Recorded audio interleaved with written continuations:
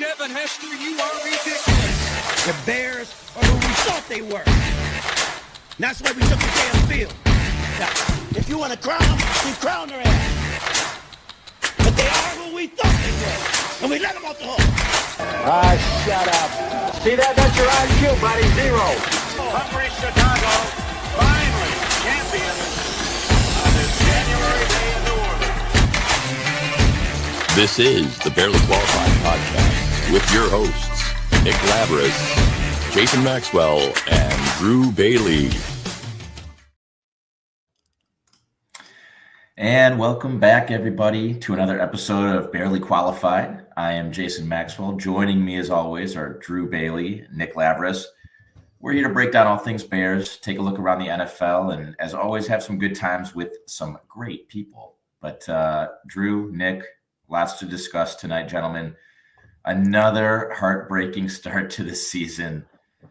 We'll get into that before we air our grievances, provide our analysis. Just a quick shout out. We here at Barely Qualified are brought to you by our good friends over at Hot Butcher for the World.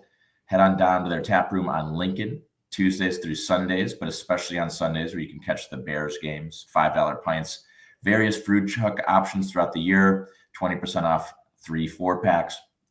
You can visit any Binny's, Jewel, or local liquor store in Chicago to get some of the best tasting beer on the market. Visit them at hotbutcher.com for any of your swag needs. Follow them on their social media at Hot Butcher or Hot Butcher for the World. Make sure you see the Triple J boys, Jared, Jude, and Justin down at Hot Butcher anytime you can. And cheers. So let's get into it. Where do we start, guys? The Bears hosted the Vikings at Soldier Field last night and got out to a very promising, very hot start. Reasons to be excited, optimistic going at halftime, then boom. Flip switched. We were reminded why it's so taxing, so damn taxing to be Bears fans. The Vikings established a hell of a comeback and ended up winning the game 27-24. Devastating fashion. Nick, how about you run point with this and lead us through your breakdown of the week 1 loss to J.J. McCarthy and the Vikings? Yeah, it's a sad day to be a Bears fan today. Before we get into it, I just kind of want to go around the room really quick. Let's just do a mental health check on everybody. How we feeling? I know it's been almost 24 hours since the game ended. How we feeling, Drew? What are the thoughts going on right now, just generally speaking? I don't know if I'm like slap happy or just defeated all the way back to where I've turned the corner. I'm not gonna lie. I'm in a surprisingly positive mood, Okay. and have been for some reason defending. Maybe it's just my fact of playing devil's advocate with everybody, but I'm okay. It took a lot out of me last night. You know, it was tough to go to sleep just consistently thinking about that. And on top of it, I was 20 yards away from 20 Justin Jefferson yards away from me winning $1,500 last night. Didn't happen. Yeah. But I'm surprisingly positive. I was actually looking forward to this all day, guys. So That was unexpected, to say the least. But no, good. I'm glad. I think we're gonna need some positivity. So we'll hope you bring that later on. Jay, what are your I guess not gut reaction because it was 24 hours ago, but what are you feeling to the past 24 hours? I feel familiar, you know. I feel feel familiar. Even when things were going good and we were up 11, I was like, something bad's gonna happen, and lo and behold, it did, you know.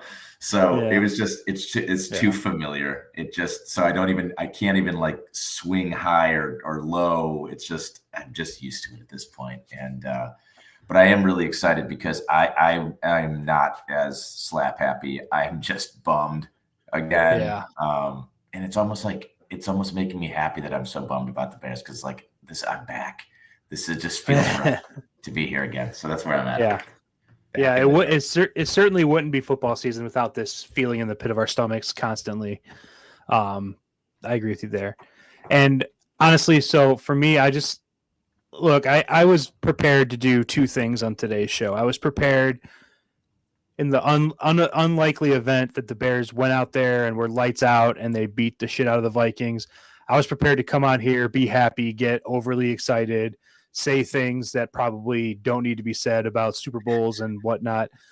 So that was thing one. More likely, I was prepared to come out here and just bury the Bears for being a shit team and not looking like a real NFL team whatsoever. What I was not prepared to do was to do what we're doing, where the Bears come out, they look awesome in the first half, and then just completely can't stop getting in their own way in the second half. I'm just going to dive into the game because I feel like that's probably the easiest transition I'm going to get.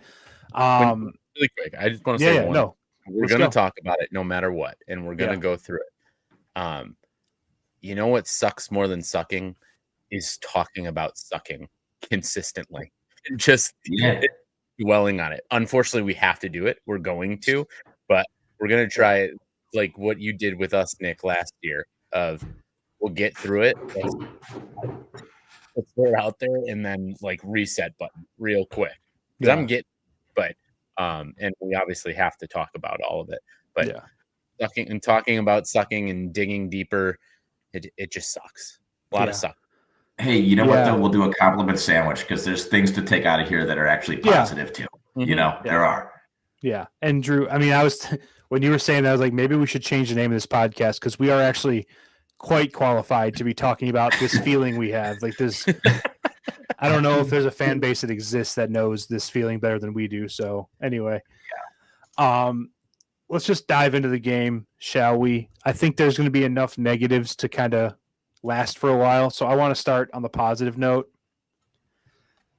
Some of the positives, and this first one that we have listed here is one that is not only a positive, but it completely shocked me. And I think we all knew going into this game, you're missing three of your four best defensive players, maybe your best three defensive players, right? And Jalen Johnson, Kyler Gordon, and TJ Edwards, right? Those are two of us. Like I had two of them as like big parts of my Bears preseason awards that we gave out a few weeks ago. So when you're missing like your quarterback on defense and then your starting nickel and your all pro corner, not good, especially coming off of that Chiefs preseason game where the Bears secondary looked awful against the Chiefs. So to see them step up the way that they did. Now, yes, they're playing against a quarterback who's making his first NFL start. So that definitely helps. But the way that they got to the quarterback, I got to give a man credit who I was talking shit about as recently as last week. Dayo Odeyingbo had an awesome game. I was saying, who is this guy? Is he ever going to show up? Didn't see him flash once in the preseason or in camp. Never heard his name brought up by like any of the beat reporters or any of the preseason announcers or anything. He showed up. He did that. That dude can play. And I take back all I said about him. Obviously, just didn't know. Like that guy, he flashed a bunch. He had a sack. He had a bunch of pressures. So yeah, that was awesome. The defense stepped up and they played really well for 3 quarters, which is, again, I was not prepared to talk about the defense looking good at any point in this game. I mean, Drew, I think you messaged the group right before the game, like, oh boy, corners are out, hammer Justin Jefferson over immediately. Yes. So it's my only bet that hit.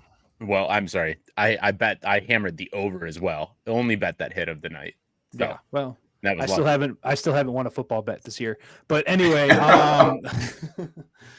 what?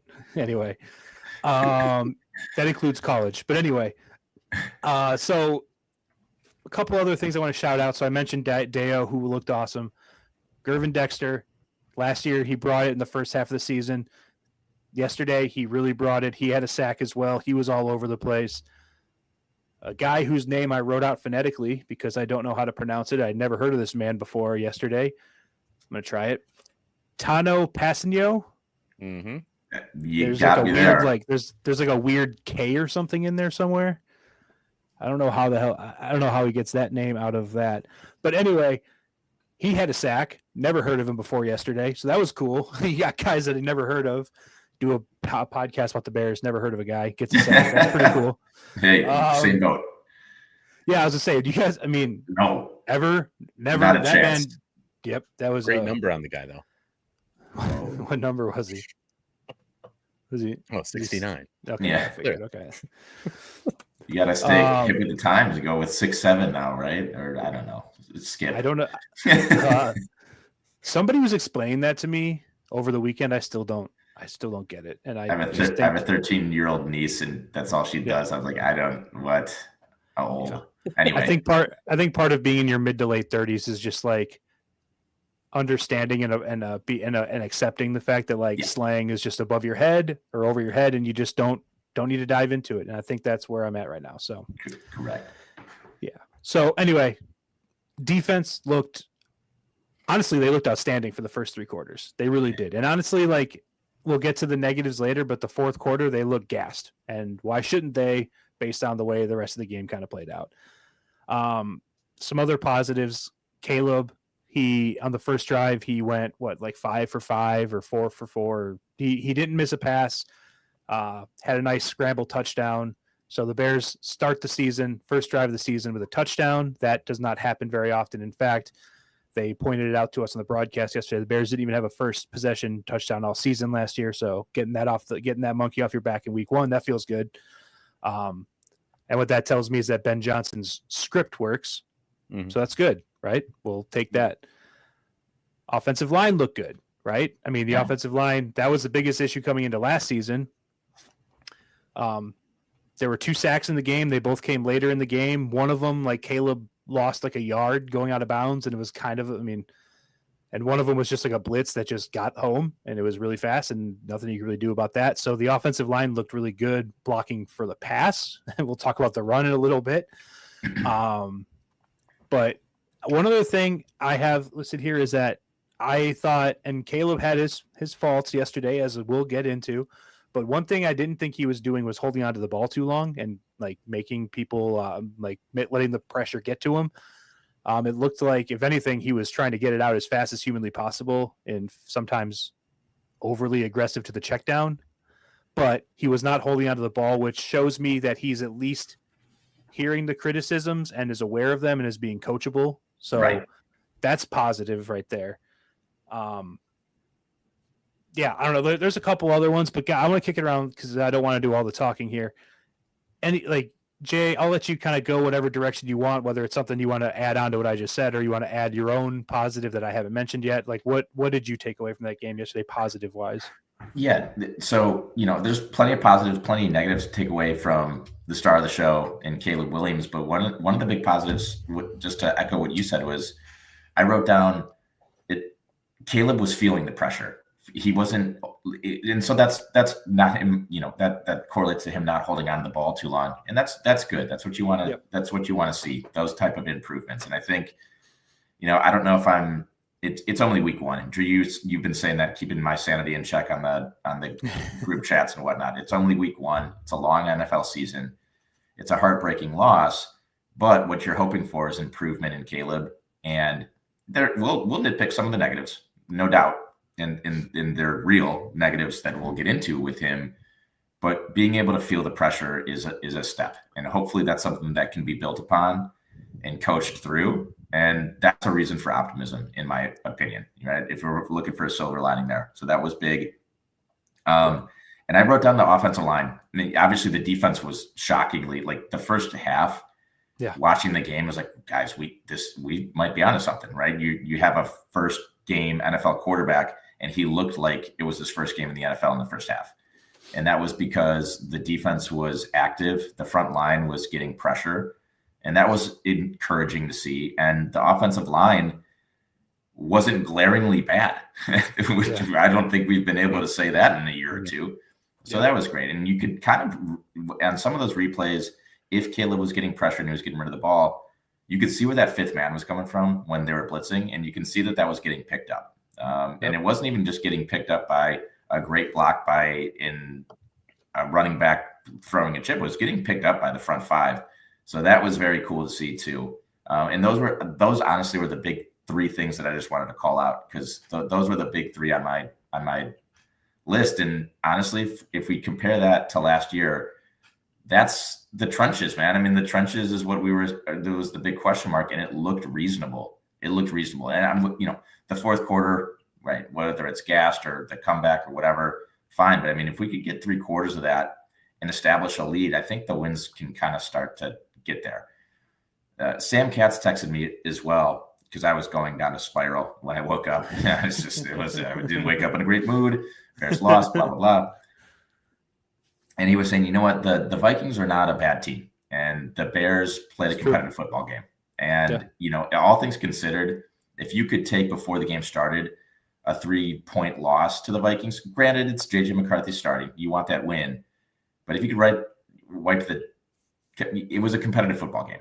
And it's Ben Johnson's first game, all those things. So I think with a little bit of perspective, I can be swayed to be a little bit more optimistic than I was when I first woke up when you analyze those things. So that's my takeaway. I'm going to try to stay positive. We'll get into the negatives. I will get super negative on a couple of things, and then I'll get back out of it.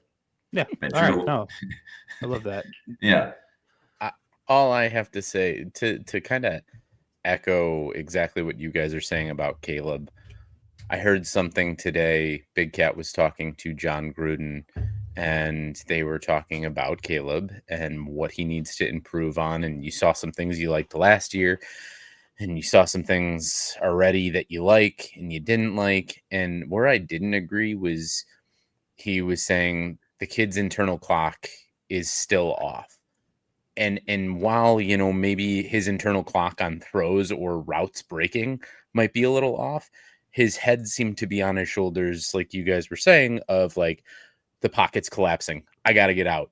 Or like, hey, I'm feeling pressure. I should be feeling pressure on my backside. Time to go somewhere else. And that's what we didn't see last year. And maybe that was coaching of somebody saying, stay in the pocket and throw the ball, dude. Stay in the pocket and throw the ball. And that's why you got sacked 67 times. This seemed much different. So that's at least encouraging, like we've been touching on. Tell you what, I liked, even though he had one big penalty, Nahshon Wright looked great until he got hurt. And maybe that was a reason for coming back. You can't blame it on one player getting hurt, but he looked great. And, it does look like we might have some youth on the defense that can back that up, which is amazing to say because depth is going to go far for this defense, especially as we've seen, they can't stay healthy over the past couple of years. I'll try to balance you guys out as much as possible. I do have some negative things to touch on, but the good thing is, whereas last year we started off thinking that we were going to the Super Bowl with a 4-1 start, and then we had a series of depressing losses.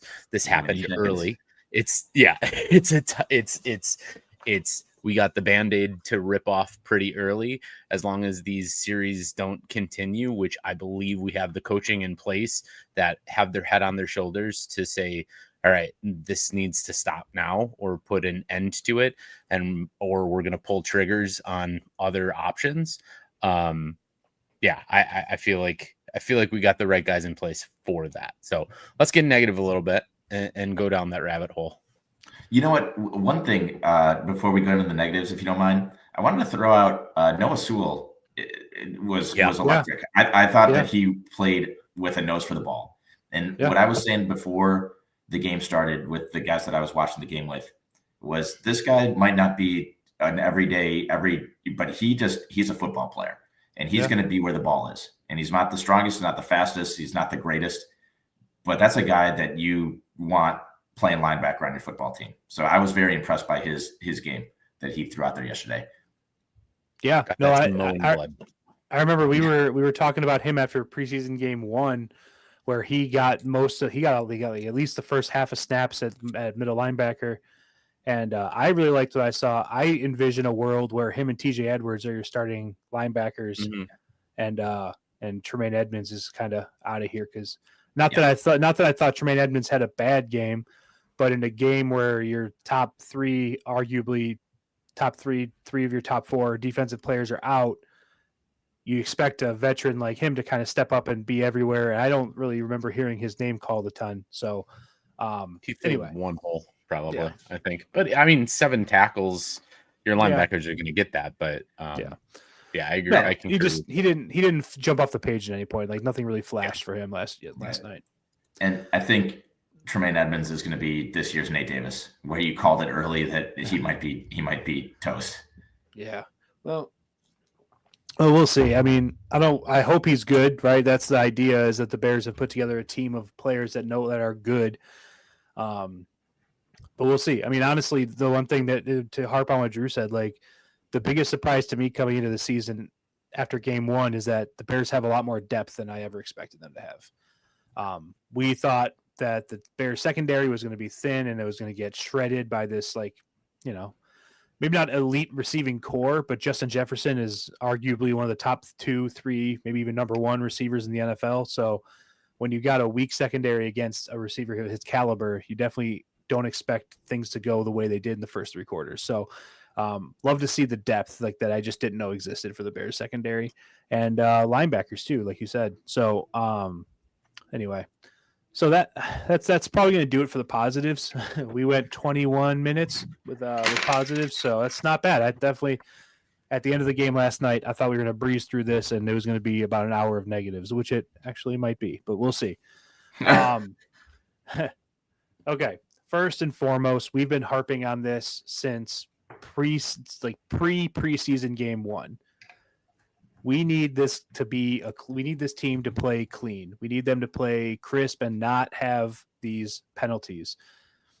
Bears final tally, 12 penalties for 127 yards. Some of them were some suspect roughing the passer and pass interference calls. There was even like a really bad holding call on Darnell Wright late in the game that I thought was a horrible call. But outside of those 3, there were still a bunch of procedural penalties. There was like illegal shifts, false starts, all that stuff. You name it. That's got to stop, right? When you're the Bears and you're in a prove it year and you're probably not going to be favored in a ton of games this season, you can't have those penalties for 127 yards. You can't give them free yards. It just can't have it. So to kind of go along with that, the timing looks shaky. The timing on a lot of plays. There was at least one play, kind of the second to last play of the game, where DJ went in motion and the ball got snapped and it hit him as he was in motion, and then the ball kicked to the sideline. There doesn't seem to be that, I don't know, that like finished product look to this Bears offense right now, which, to be honest, we can expect, right? This is a new offensive scheme. We're in week 1. I think it would have been unreasonable to expect a finished product, but we need to clean up this stuff still. Like, not that play probably had a big consequence on the game, but you still want to see clean plays. Biggest negative for me, if we're talking just like vague and generalities here, is that they couldn't take more advantage of JJ McCarthy in the first half or the first 3 quarters. JJ McCarthy looked like possibly the worst quarterbacks ever played in the NFL for the first 3 quarters. He looked terrible. He couldn't complete a pass for longer than 5 yards. He didn't know where he was going in the pocket. He had no awareness of the play clock. Like every time he got to the line of scrimmage, there was 3 seconds left on the play clock. He looked so lost, and the Bears were able to put together I believe 11 points was the biggest lead, 17-6, if I'm not mistaken. Mm-hmm. Yeah. So, good teams pounce on teams when they are not firing on all cylinders, and they put points on the board. They don't miss field goals, which we'll get to. Cairo, we're going to get to you. They don't, turn the ball over or not turn the ball over, but have terrible throws on 4th and 3. Anyway, got to pounce on that stuff. But that does take me to my next negative, which I think is probably going to be the national media's big takeaway from this game. And honestly, it's probably the one that I've been doing a lot of soul searching and thinking about the most, and that's Caleb Williams' accuracy. I was prepared to come out here and defend this guy if the timing looked weird, or if whatever, like there's, new scheme. He had a terrible coaching staff last year. He's got a real coach this year. There's going to be growing pains. I was prepared to talk through a lot of that stuff. I will defend some of the stuff, as I'm sure we'll get into in a bit.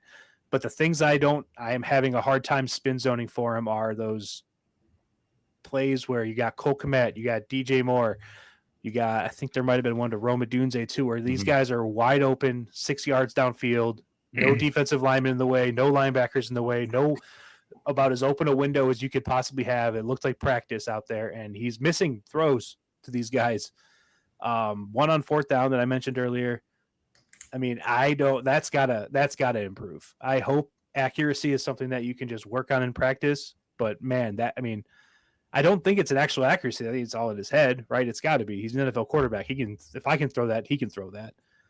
So I don't know. I'm going to stop there. We have more negatives. Don't worry. This is just like the halftime of the negatives, but I'm going to kick it around to you guys, and I want to get your guys' thoughts on some of this stuff. Jay, I know you mentioned earlier how you texted the group about how the Bears should be up by 24 when they were up 17-6. Is there anything else you want to dive into about not being able to take advantage of that? I mean, the reason why they should have been up 24 is because you could count on two hands the amount of time, unfortunately, and you can count on two hands the amount of times where there was an open receiver that either wasn't throwing the ball or was throwing the ball and it was missed and he was wide open. And that's how you lose football games, right? You get a cushion lead, you need to keep building on that, and you need to step on the throat. And the way you do that is just by moving the ball, not having. Again, it's the combination. The two biggest things why they lost that football game, and we'll get to Cairo Santos. I'm not going to put all the blame on him. He's maybe like a weak third reason, but those penalties that are putting us behind the chains on early downs, right? When false starts, the timing's off, the motion's not being run properly. They had one, I remember, it was DJ. It was a false start on DJ because the ball was not. Yep, that's what I was thinking of. In the proper cadence, and it was not on DJ there. That is on your quarterback. That is on Caleb Williams to get the ball snapped in rhythm, or else you're going to get a false start every time there. But when you're missing wide receivers and you're missing easy reads, and easy reads that's an easy way to be a Tuesday morning quarterback. Yeah.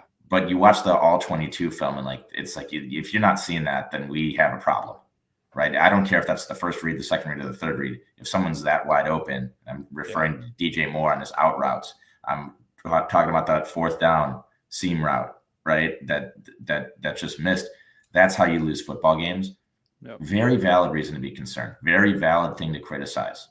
So I'm not going to be overly pessimistic and overly anti-Caleb, but let's call a spade here. We hit half of those throws, and you win the football game, in my opinion. Yeah. So that needs to be cleaned up, and it needs to be cleaned up very quickly. And that's just not a level of NFL quarterback that's going to allow you to get in the playoffs and win football games if that is consistent. So I can spin that by being optimistic. I think that can improve, but you want to come out of the gate looking clean. And when you have play calls that are putting you in a position for success, to get the ball out early, to hit those reads, to hit those passes, and the thing that's holding you back is your accuracy or your inability to see the vision down the field. I mean, that's got to get cleaned up really quick, or else that conversation is going to become more and more warranted from people that are nitpicking Caleb Williams, in my opinion. Yeah, absolutely. Drew, what are your thoughts on Caleb's accuracy, or just the general inability of the Bears to kind of put the foot on the throat when they were up in the third quarter? Well, I want to go just down the line of your first. So penalties, yes, inexcusable. The biggest thing that I was seeing, and Nick, you touched on it in kind of our positives, was it feels like besides that first 15 scripted, or when you're in hurry up offense, the Bears don't have a clue what's going on.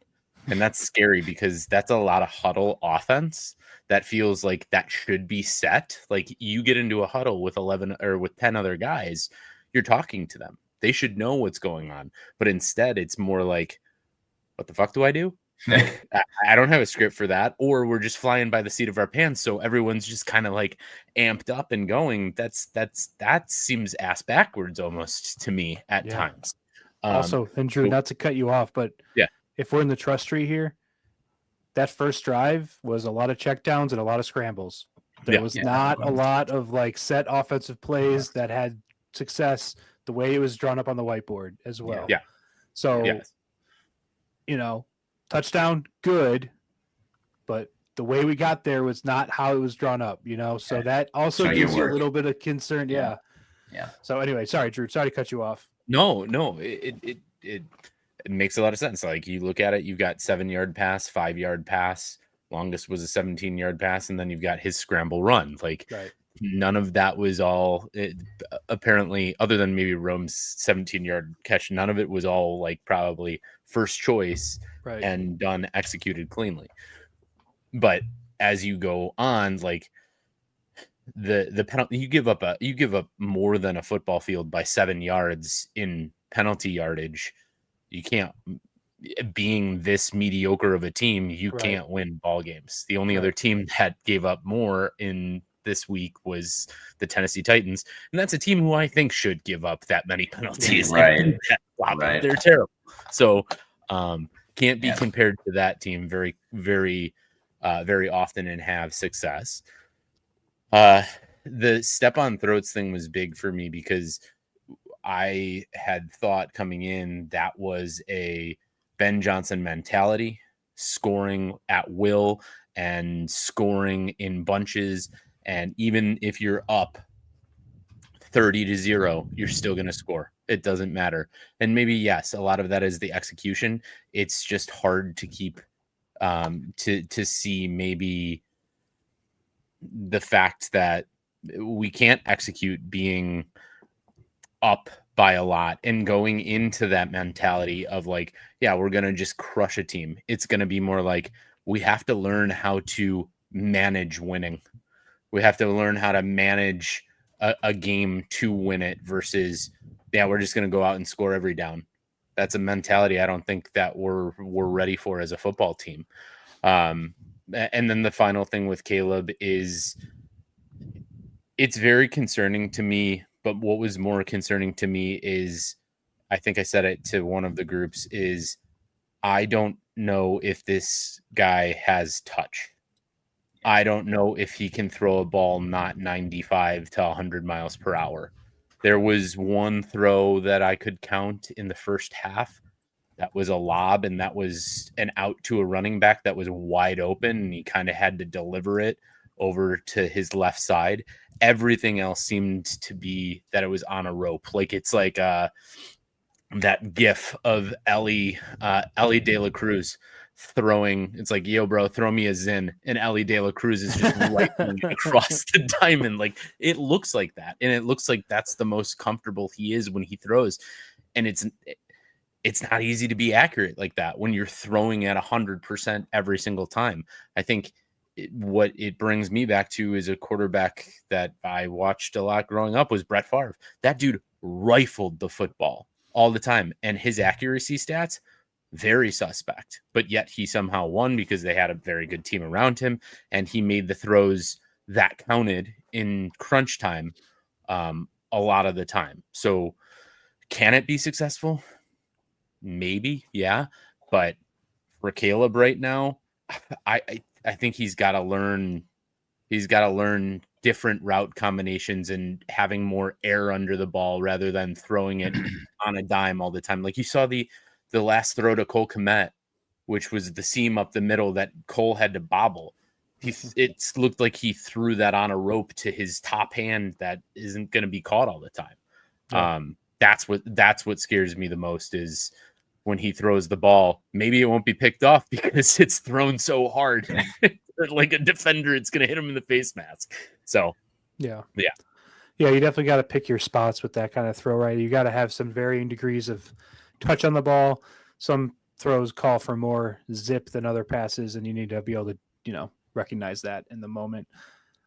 So honestly, though, that is a concern that I have, but I'm also not as concerned because I do think that's something that you can get coached about. Like that's something you can coach out of somebody. So that's not a huge concern of mine moving forward, but obviously in the moment, yes, that is a very big concern because that is something we saw too much of yesterday. So Jay, a minute ago, you mentioned Cairo Santos and how he thought he might be like one of the number 3, like the third most to, his fault or whatever your words were. I don't know. Maybe that seems about right. I got to say, I am sick of Cairo Santos. There's nothing else out there right now. I mean, if you're going to be a kicker that maxes out at like 52 yards and you're also going to miss field goals inside 45 yards and you also can't kick the ball out of the back of the end zone when absolutely needed to, like, what are we doing here? Like, you know what I mean? Like, that's like, you can't have all three of those things. Like, right? Like if you can't kick the ball out of the back of the end zone and you can't be relied on to kick like a 58-yard field goal in like a crunch situation, then you have to be like a 95% guy from inside 45 yards. Like, you have to be. And when you're missing makeable kicks, and then you can't do the things that, you know, honestly, what's becoming more and more the norm in the NFL these days are these like long 55+ yard field goals. Yep. And you can't kick the ball out of the back of the end zone when your team absolutely needs you to do so. Yeah. And we'll touch on the last 2 minutes of the game because I have more thoughts on that whole way that whole played out. But Cairo Santos, I don't like nothing about his existence like justifies his roster spot and his salary on this team, because he, like I said, he can't kick the long field goals. He can't do the things needed by a kicker, and then he misses makeable kicks. So I am out on Cairo Santos. I've been kind of a foot out for a while just because, again, in this day and age, one of the best things you can do for like a young quarterback who's having trouble moving the ball is have a kicker who can hit the field goals from long distance. It extends your scoring zone, right? Like, instead of having to get the ball to the 35 or the 40, now you can get it to like 40 to the 45, and that's possibly field goal range. So I need to see more from the kicker position for the Chicago Bears. So I hope Ryan Poles drafts one of the top 3 rounds this year. You bastard. No. I don't know. Am I being unreasonable? No. Like, I feel like, okay. No. Right, thank you. It's like, more than reasonable. In fact, during the first quarter of the game, when he kicked his first field goal, I was talking with the guys. I was almost missed it. Yeah. Like, what's his range? It's like it's 51 or less. It's 51 or less. And when you go on and you know that, you know, his 50+ field goal percentage is like something like 83%, which is very good. It's like in the top 10 of the league. However, when you break that down, he doesn't attempt 55+ yarders because he can't. And so that's like a misguided statistic to show, because, I mean, you look at the Jets Steelers game before halftime, someone's knocking in a 60-yard field goal with room to spare, right? And also, I'm not saying, like, Pittsburgh is notoriously a difficult place to kick, similar to Chicago. So it's not like that was in a dome or something like that either. Right, exactly. And it's like, but that has become standard in the NFL for guys to be wheeled out and attempt 60-yarders and have the leg to get there. Yeah. There's no leg to get there with Cairo, and that's unfortunate. Now, someone just got released today or yesterday, Jake Moody. I'm not saying this guy's a good kicker, but he's got a big leg. And I'm not saying, listen, I'm throwing things out there to try to, I'm not saying he's good, Drew, but I'm saying Cairo Santos is bad. And that this is the time where you got to look around and figure out who you can wheel out there. Can they give you a shot to hit a 55+ yard field goal? And Drew, I see the Nick Moody or Jake Moody. I can't remember what's his first name. Did you have it written down? Jake. Yeah. Okay. I see his name. I see his stats. I know he missed like he's like straight up like less than 75% on field goals for the past year plus, which is that's all yards. That's bad, or all distances, which is very bad. But sometimes I feel like kickers are kind of like a middle reliever where they just are like a closer where like they just need like sometimes like a change of scenery and a different like coach in their ear just like changes everything and unlocks stuff. Like this guy, I believe he won the Lou Groza Award in college. It's like one of the best kicker in the country like 3 or 4 years ago. He's got it in there somewhere. Worth a shot. Put him on the practice squad. Worth a shot is like bring him in for a tryout or something, right? I mean, I don't see what the harm in that is. And Jay, also you mentioned 51 is Cairo's range. If the Bears are down by 2 with 3 seconds left and Cairo's lining for a 51-yard field goal, how you feeling about that? Yeah, not going in. The biggest surprise to me in the Bears-Packers game at the finish of the season last year was that Cairo Santos made that field goal. That was, and I was surprised the Bears were in that game. But the biggest surprise is that he even got close to that field goal.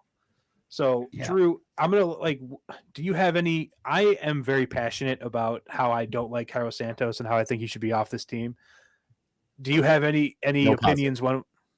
I have plenty of opinions, but I'm just gonna really quickly, guys. Jake Moody, not the solution. Please, God, don't get there.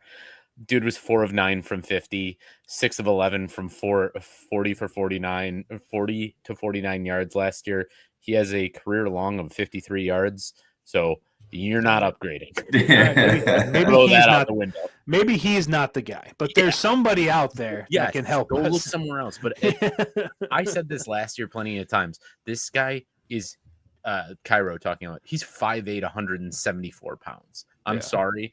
You could be Brazilian, you could be whatever, soccer playing, like whatever. It doesn't bode well if you don't have nowadays these kickers are like 6'1", 6'4", and they got leverage that they can kick. So yeah, go find a young kicker somewhere, take a chance, because I would rather have a shot at a 50, 60 yarder. And a lower percentage, because I'm okay with what Ben Johnson did inside, going for it on 4th down. Yeah. Having the opportunity for our buddy Eric is in this chat right now. He didn't agree with it, but I was okay when they went for it on 4th down early in the game, because I don't trust Cairo Santos to kick field goals. So yeah, that's the thing about 4th down, and we can touch on that for a second because that's actually a good point. The thing about going for it on 4th down is when you don't get it, the thought is always like, well, you just took 3 points off the board. Well, Cairo Santos missed what was that, like a 43-yard field goal that he missed in this game yesterday? Yeah. Nothing's a given with this guy. So I'm all for 4th and 3, and also not to mention Ben Johnson drew up the perfect play for 4th and 3, and probably should have converted it. Caleb just missed him by a mile. But anyway, so okay. Well, go. Do you have really quick? Cairo Yeah. Santo is a captain of our football team too, which is absurd to me. To me. I know the captain thing's a little bit different, right? It's not there's not a correlation, but what? He's just bad, and I don't want to see a bad player be a captain of the football team. Yeah, it's really not a good look. Do we care about captains? Is that important to you? I feel like in 1950s, college football, being the captain was cool, but now I don't know. I don't really. In high school, you got that gold crest. That's 4 years in a row. But usually that just means you've been on the quarterback for 4 years, right? Yeah, that's basically it. That's basically it. Yeah.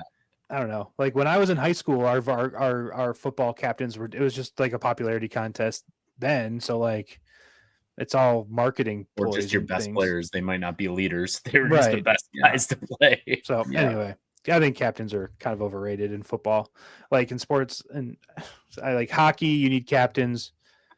I think soccer, you get something for being captain. They wear the sleeve on their arm and they can do something. I don't really know soccer very well, but I don't know. Captains is just I don't know. It just seems like a marketing thing, but whatever.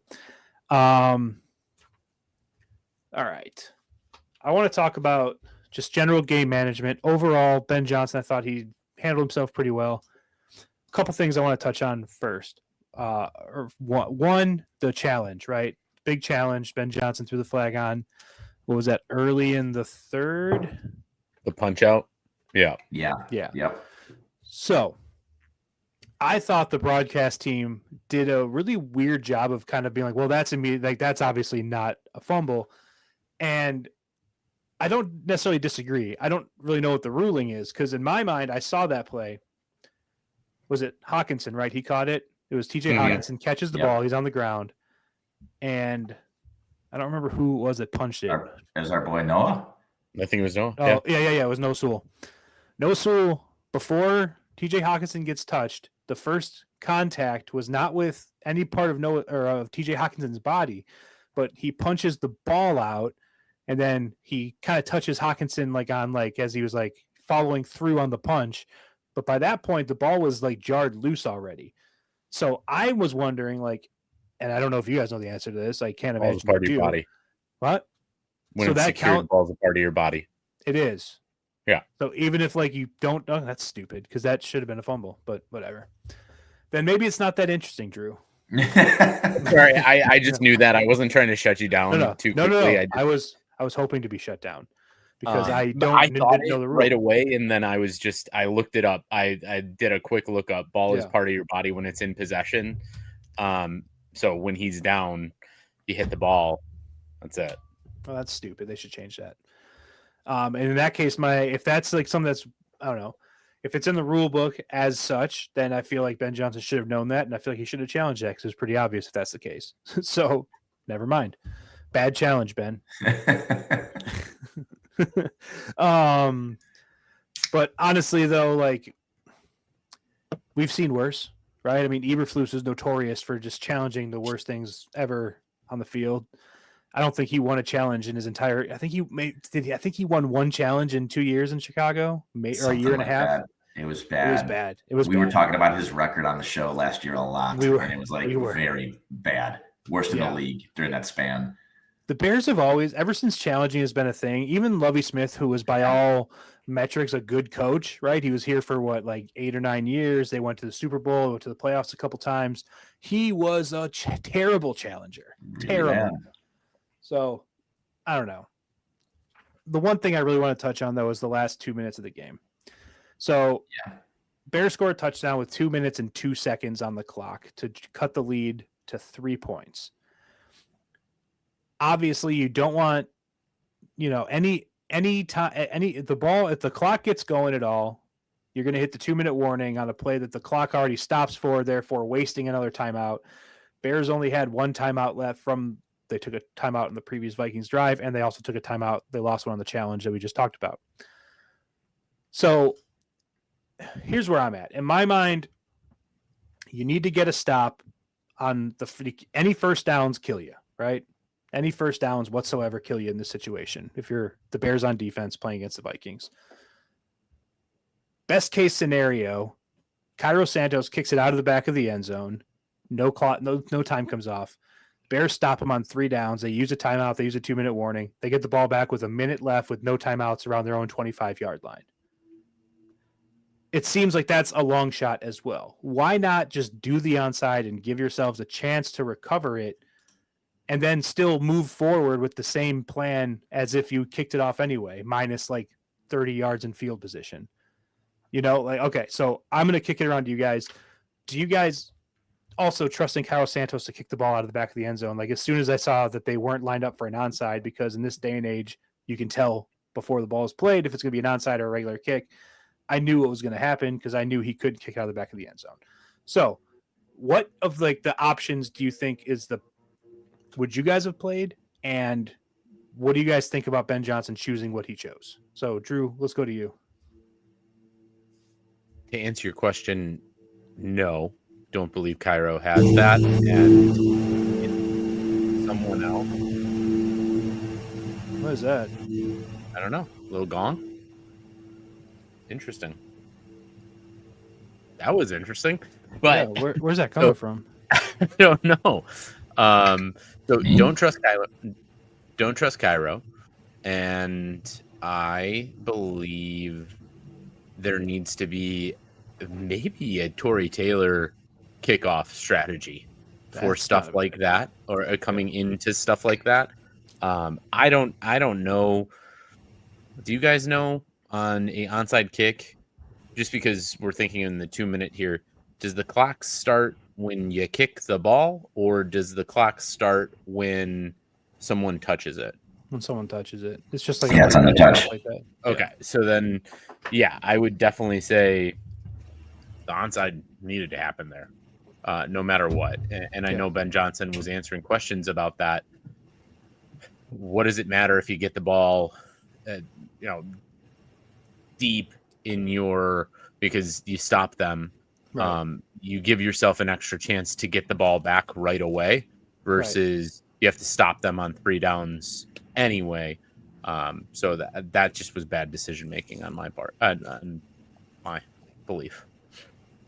Yeah, I think you need to know as a coach if you can count on your kicker to get it out of the end zone, and obviously you can't. So that was a messed up by Ben. So the option that was chosen was clearly the wrong one.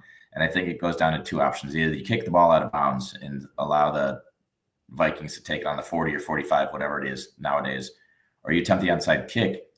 I think the risk on the onside kick is I think that 2 seconds would have come off the clock. You can kind of smother the ball, you touch it, the clock starts to run, and you're probably getting the 2-minute warning there. I would have liked to see him kick the ball out of bounds, and that assures no times off the clock. Sure, the Vikings get the ball, but they get the ball, but again, 40, 45 yard line, whatever that is.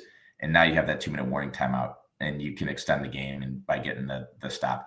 The percentages on getting an onside kick are so small that there's a huge risk there that if you don't recover, then the game's over.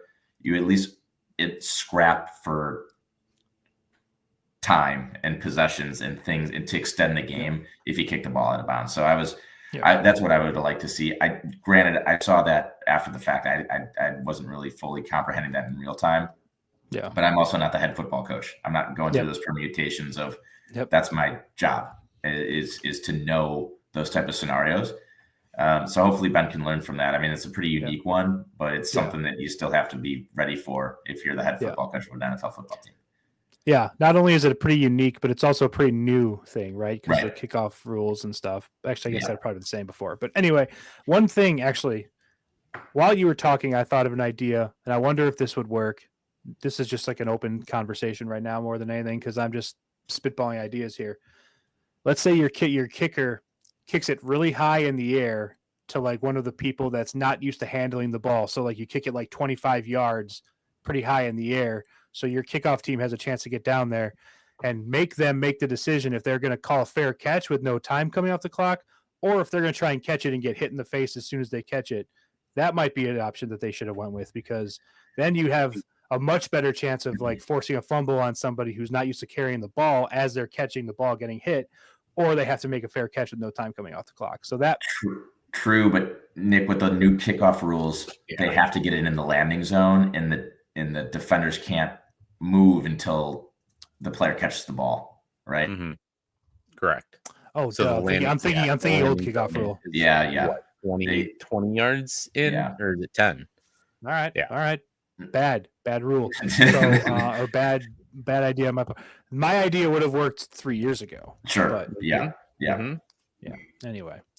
All right. That was just me spitballing for a second there. So I really quickly though I want to just, since we're on kickoffs, really I'm just confused at like the NFL in general, just watching the NFL kickoffs happen.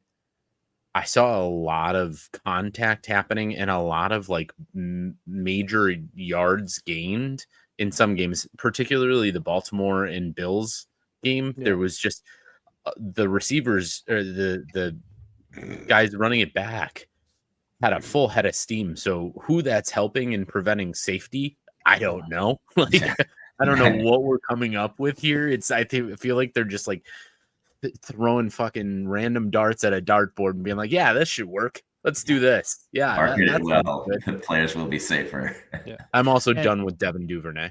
You can be sure. I'm done with you. Get Luther out there receiving all punts and kickoffs. Yeah. Not only did Duvernay bobble 2 punts, didn't lose any, but he bobbled 2 of them. But as soon as they when the at the end of the first half, when they had a couple seconds left after the Vikings kicked the field goal, they put Burden out there and he almost housed it. Yeah. Or whatever. I don't know if that was then. It was at one point where they it was, all right. Yeah, he's much better at this. Put him out there. We know what a dynamic kick returner can do to your team. Like we saw this firsthand. Like we know this. Also, I'm just out on the new kickoff. I think it's stupid. It looks weird. I don't like it. I don't like it one bit. It's just fucking lame. Don't know why they had to do all that. It just seems like football's a violent game. Get over it. Yeah, but just over engineering things. Yeah, stupid. Just like nerd shit. Honestly, I think it's just because they want the ball to be. They want there to be more points on the board and better field position. And I think they do things under the veil of player safety, where it's just to get 100%. No, right. If you think the Bears do, or the Bears, also the Bears, but if you think the NFL does anything because they genuinely care about the safety of their players, you are very, Very very wrong. sorely mistaken. Like Yes. that is not the case. They do not care. No, They didn't. never have, and they never will. Yep.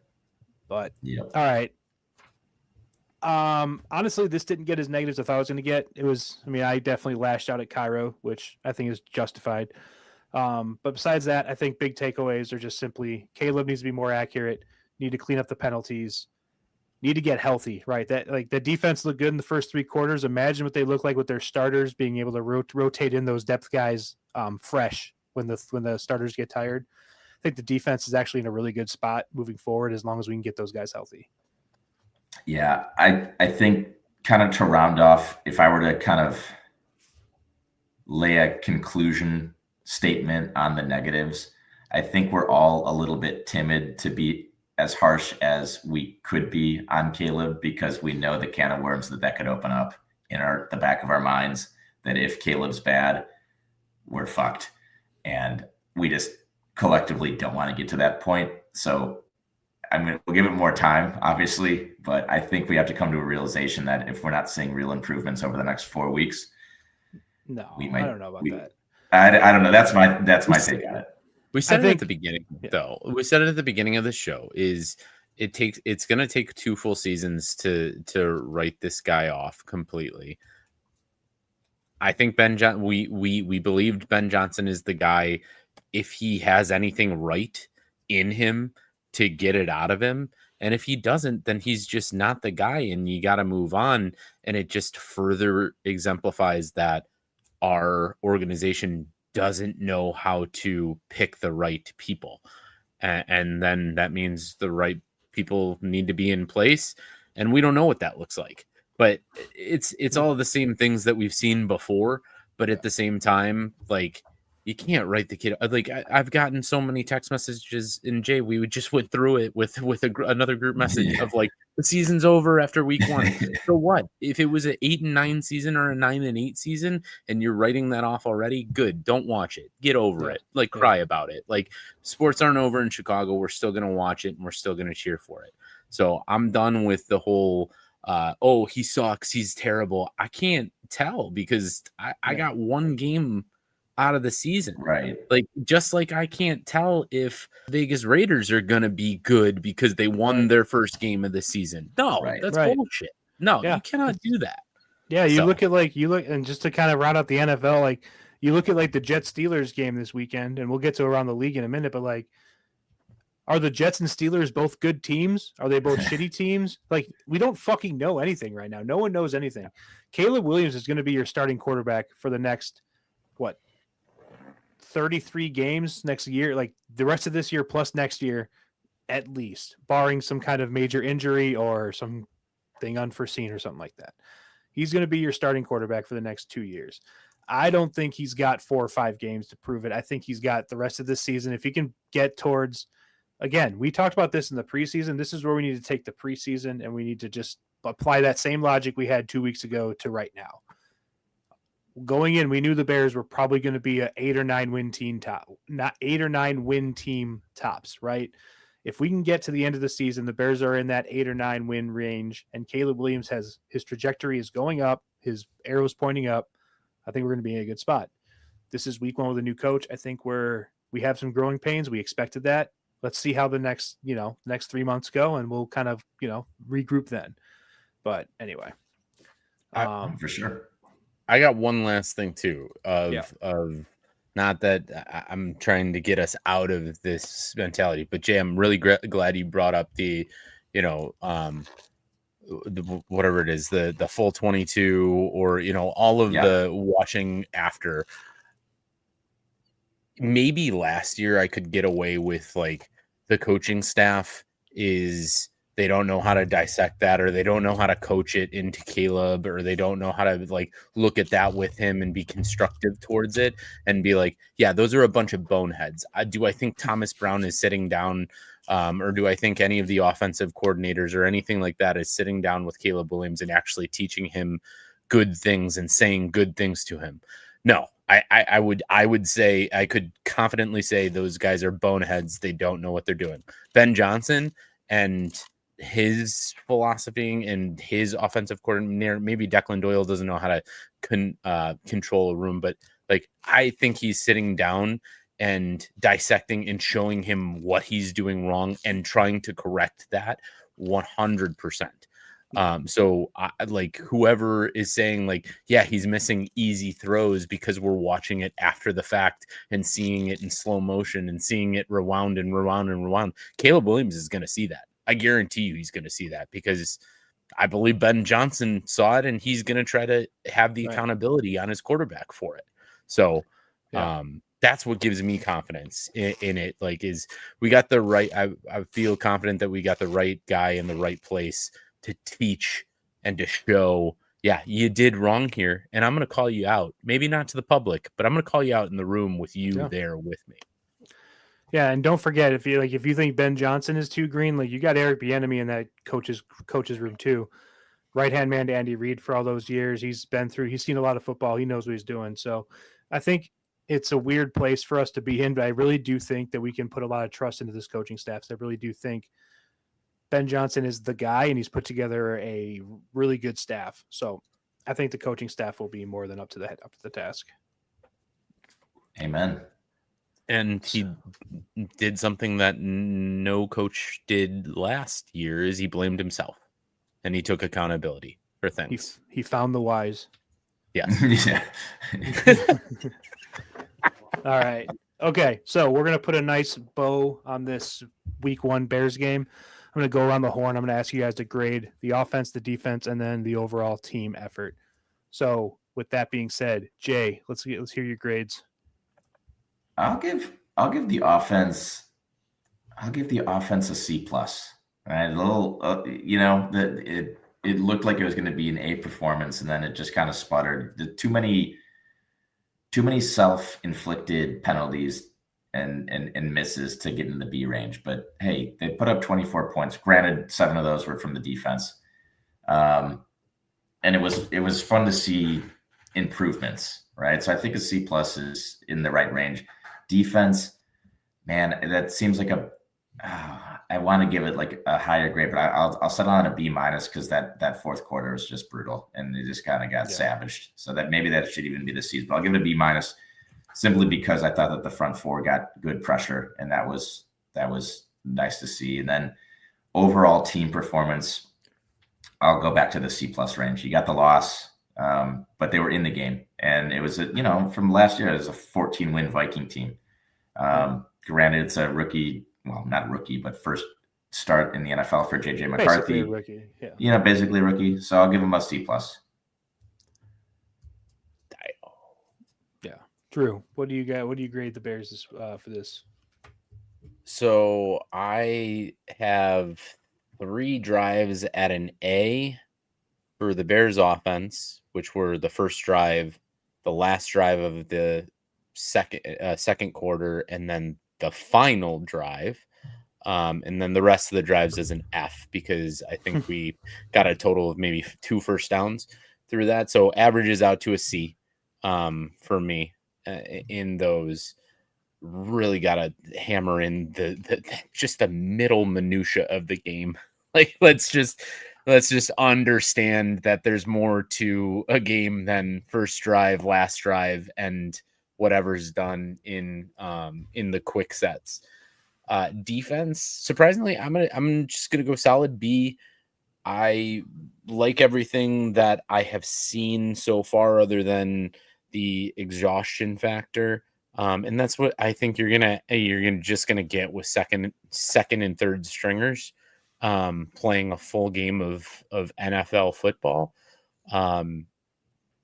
And obviously winning or sharing the takeaway battle and splitting that down the middle as a defense who lost a lot of starters. I got to give that to them. Overall, I'm going a B-. I do think that there are things to build on to get this more solid. But although it was a very depressing way to end the ball game, I do think that there's a much better ball club than there was last year in this team. Yeah. All right. I love that. All right. For the offense, I am going to. I think there's a drive the Bears had at the end of the third quarter of this game, in which I've labeled turning point, and I think this drive really summed up the Bears' overall game very well. Bears had just stopped the Vikings on a fourth down right across midfield. Tyreek Stevenson had a nice play on Adam Thielen, just knocked the ball away. Bears get the ball. DeAndre Swift runs hard. They get 4 first downs. The Bears draw the Vikings offsides with a hard count. And then the penalties. And then the missed wide open throws. And then another penalty. And then intentional grounding on Caleb. And then missed Cairo Santos field goal. That I feel like that drive really sums up the entire game. It looks promising, ends in disaster. So with that being said, I'm going to give the Bears offense, I'm going to give them a D+, which is crazy because they scored a touchdown. But even in their offensive touchdown drive, like I mentioned earlier, they didn't really hit anything on schedule. It was a lot of dump offs and a lot of scrambles. So I thought the offense played pretty poorly, pretty much the entire game. Now, defense is tricky, as you guys both mentioned. They played really well. They played above. They were punching above their weight most of the game. But at the end of the day, they did give up 3 touchdown drives in about 30 seconds in the fourth quarter. So I'm going to give them a C-. Overall, I think I'm going to give the effort, if you weigh in the missed kicks on the Cairo Santos missed field goals, not being able to kick the ball out of the end zone, and then Duvernay bobbling a couple punts, I'm going to give them a D+ overall grade. I think I say this not because I think they suck, but because I think they're capable of doing better. And this was not the best Bears team we could see out there. So I do think that there is brighter days ahead. So not good today, but let's move on and get better next week. Yeah, no, I think that's a pretty reasonable way to do that, Nick. I tend to agree with your grading more than mine after that wrap up. Yeah. All right. Well, Jay, why don't we? I don't know who's doing it, but let's go around the league. Yeah, Drew, take us around the league. Jay, I'm going to let you take us around the league. I'll take us around the league. That sounds like a great plan. Some hot potato. I will do that. Hot potato. Let's go around the league. I mean, week 1's back. We're back in football. It's such a difficult, as we mentioned earlier on the show too, it's such a difficult thing to bet week 1 because just no one knows what's going to happen. Anyone can be good. Anyone can be bad. It's 1 week of football. But let's start in the division, right? I mean, we had Bears, Vikings, and then we had Lions at Packers. And man, did the Lions look like shit. And man, did the Lions play a team in the Packers that looked potentially like Super Bowl contenders. I kind of wrote down, I mean, Micah Parsons' just presence being immediately felt. I think that was like the NFL social media clip of the week was Micah Parsons just ripping through the line. I saw a couple of people captioning like, this is what a wild lion looks like hunting down a gazelle when he just got after and chased Goff down from behind after just ripping through 3 offensive linemen. And it really was one of the cooler sacks of the year. But Nick, I want to kind of we don't have to dive too deep into these games, but what's the immediate takeaway? If you're a Lions fan, I mean, is there cause for concern? Are the Lions without their mojo, without their offensive coordinators? And unfortunately, are we on Super Bowl contender watch with the Packers after week 1? I mean, I don't think either of those things are true. I mean, Packers maybe on Super Bowl contender watch, maybe. I mean, it's week 1. We really don't know anything. I think the Lions will be fine. They might not be the runaway division winners like we all predicted. But I think they'll be fine. They have dudes like everywhere. Like I think that they're going to be fine. Also, just Micah Parsons, I mentioned this in the group chat last night, but he had such a dominant first game and only like 15 plays that they invented a statistic for him. I don't know if you guys saw this during the Monday night game, but while they were kind of going through the highlights of the Sunday, they flipped through the cards on the screen and showed Micah Parsons, and it said he had like 5 hurries, 1 sack, and 1 forced interception, which I had never seen as a statistic because that doesn't exist. Yeah, exactly. So I thought that was an interesting way to put that he got a hurry or a pressure and the quarterback threw interception. But anyway, I thought that was funny. But yeah, I mean, the Lions struggle on offense. And I watched this game on Red Zone, so I didn't really watch a ton of it. But every time I saw it, Jordan Love was throwing a fucking dime down the seam to somebody, and Jared Goff was getting sacked. Is basically all that I saw. So I will say shout out to Jared Goff for throwing a garbage time touchdown to keep me alive in our guillotine league. Sorry to Margaret. I appreciate you for taking this one for me, because that would have really sucked for me if we would have lost on the first week. So thanks, Margaret. Thanks, Jared Goff. But yeah, I mean, the Lions are going to be okay. I think the Packers are probably really good. Probably should reconsider the hierarchy of the NFC North. The Packers are very good. They don't really have a lot of flaws. I still think Jordan Love's a flaw, but God, that hope is just getting smaller by the day. So I don't know. We'll see. I don't know. Yeah, Drew, do you want to throw in any 2 cents on that game?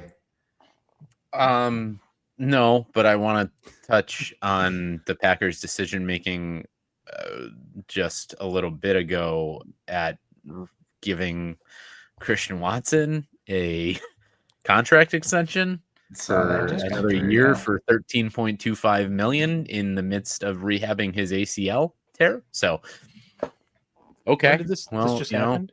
Just happened, yeah, just happened about 3 hours ago. So, at least the Packers still don't know. You know, you could throw as many bullets because Matthew Golden got hurt. You could throw as many bullets at wide receiver as possible, and still make horrible decisions there. So maybe no. They looked really good, and it's scary to see that defense get stronger. They do have a test on Thursday though that we'll all be watching. The Commanders, so should be a good game there. Yeah, God bless. The Thursday Night Football slate seems like it's getting amped up a little bit. Maybe Amazon's paying a little extra money to get some good games on Thursdays finally. You know, but that'll be a fun one to watch. Let's go to the Colts. The Colts and the Dolphins. I know this is one of the games we picked on our pick'em, and I think I was the lone guy to pick the Dolphins. And oof, that's the. Luckily, I didn't put any money, actually real money, on that game because that would have been really embarrassing. But Danny Dimes was, heralded as possibly the worst quarterback in the league, and he's been the only Colts quarterback in the history of their franchise that has led the team to score points on every one of their offensive possessions. So he's 1-1 in that statistic, and they absolutely throttled the Dolphins. So 2 things I wanted to kind of discuss, Drew. I'll throw it over to you first, but Danny Dimes, this has to be a mirage, right? Like maybe they just went up against a really shitty Dolphins team, but God, that's got to suck for New York Giants fans of getting Russell Wilson and shipping out Danny Dimes and seeing that. And juxtaposed against the horrendous Miami Dolphins team. They might be the worst team in the league. So that was, I don't think that I wouldn't say surprising that the Dolphins are bad. I think that was easily predictable, but I didn't think they were going to be this bad. And, if you would take your pick, guys, I mean, do you want to touch on Mike McDaniel's inevitable nerd? Yeah, I'll touch on Mike McCarthy. Yeah. Go ahead. That dude's in every week joining the Pat McAfee show now. Is he? Every week. Yeah. Oh, riveting. Yeah. Unlistenable. Really, just 2 touches on this game is very scared that Tyler Warren may be the right pick at tight end. That dude looked solid. He looked really good and looked like he's just a possession tight end, which is sometimes what you need. Maybe what Cole Kmet should be. So maybe that's where you get the comp and you don't draft him. But Tyler Warren looks real good. Kind of almost like a Dallas Clark looking tight end in the comp in Indy. But he did take a fullback run right up the gut, and that dude is not afraid of contact. He got a lot of carries in college, so he's pretty used to that. No, that's a thing. What I think the South, we touched on this in our way too early predictions. Soft, like fucking Charmin, and well churned butter, but.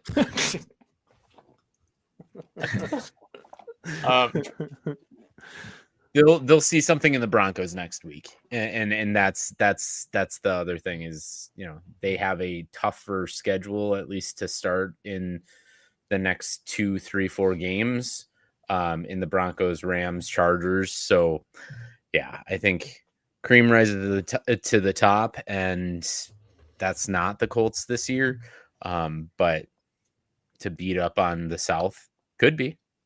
Yeah. Well, someone somewhere got a gift in drafting Danny Dimes in a super flex league and probably won the week because of it. So hats off to those folks. Yeah, I think Jamie Ensley played him against me in our in our dynasty league, and I lost by 12 points. So that's brutal. But that's okay. I want to just say, when we were doing our 3-man weave on the last show, I believe my exact words were, I'm taking the Colts, not because the Colts are any good, because they're not, but because I think the Dolphins are really, really bad this season. Yes, you did. I don't get to be right about things super often on this show or in life, but in this case, I get to get my flowers for it because I was right on. So Dolphins, I think they are on worst team in the NFL watch. I mean, we saw some teams that we thought were the worst team in the NFL. We saw the Titans play a pretty tight game against the Broncos. We saw the Saints lose by 1 possession and have a chance to tie the game at the end of the game against the Cardinals, who aren't great, but still they're definitely a tier or 2 above the Saints. We saw the Browns go toe-to-toe with the Bengals. Like, those are like kind of the 3 teams. The Panthers, they got kind of blown out. But besides the Panthers, the other bottom tier NFL teams represented themselves okay in week 1. Yeah. The Dolphins looked like, I think I messaged the group, like, have they ever practiced before? And it looks like they were seeing the playbook for the first time. Yeah. Not only were they like just bad, but they were like Tua was like, apparently he's healthy. He looks awful. There's bad vibes everywhere between him and Tyreek Hill. Defense gave up over 30 points to Daniel Jones. Like, this team is bad. Like, they're very bad. You have in the notes is Mike. I almost said Mike McCarthy too. Just now. Mike McCarthy on the brain. Is Mike McDaniel gonna make it through the whole season? There's no chance. No chance. The whole season. Really, no chance. Not a shot. Like, that's it's over under like week 4. I feel. Yeah, like he's like minus 500 to get fired this season. Like, there's no chance. He probably should have gotten fired after last season.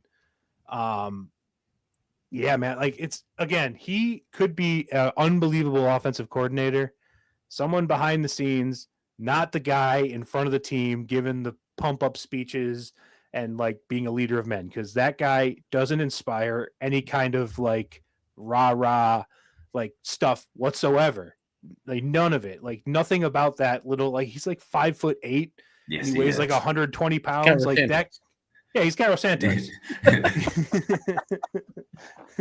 You think Cairo Santos is going to go up there? And I know he's a captain, so maybe he does give those speeches.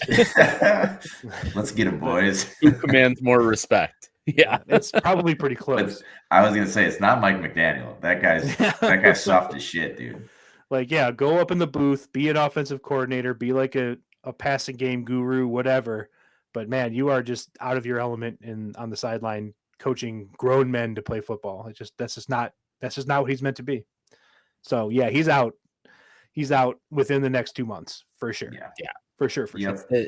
The being the manager, being everybody's friends, but still managing, like, it only goes so far. And you saw it like in the first season. If that didn't have success, you're not going very far past it. And that's totally done. I want to touch on really quick, like, as far as overreactions to the season so far and what has happened. I'm seeing a lot of people and a lot of the Twitter sphere and other people being like, yeah, Tyreek's going back to the Chiefs because of all of this. He's going to get upset.